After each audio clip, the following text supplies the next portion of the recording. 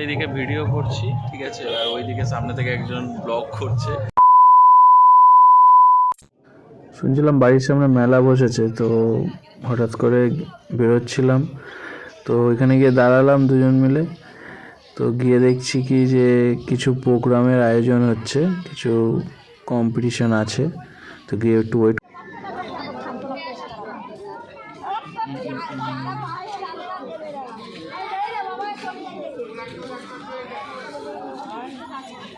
অনেকক্ষণ ওয়েট করার পর দেখলাম অনেক গিফট রেখেছে এখানে কম্পিটিশনে, যারা ফার্স্ট সেকেন্ড থার্ড হবে তাদেরকে দেওয়ার জন্য।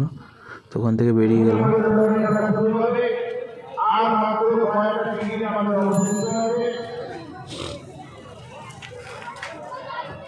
ওখান থেকে বেরিয়ে সোজা চলে এলাম ব্যারাকপুরের দিকে। আর ব্যারাকপুরের দিকে আসা মানে সুকৃতির ফেভারিট জায়গা, সেটা হচ্ছে আনন্দপুরি মাঠ। সেটা একটাই জায়গা, সেটা ফুচকার দোকান। তো ওই ফুচকার দোকানে এসেছি।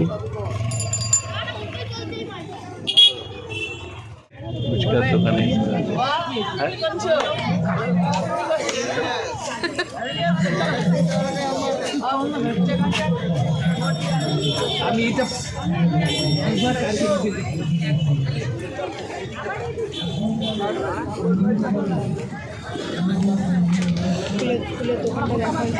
ফুচকা জল ছাড়া সত্যি খারাপ লাগে, বলো?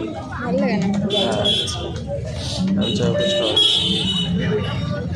কি হয়েছে, খেতে তো হবে, তাই না? খাওয়ার জন্য তো এসেছি। बड़ा हरामी हो बेटा।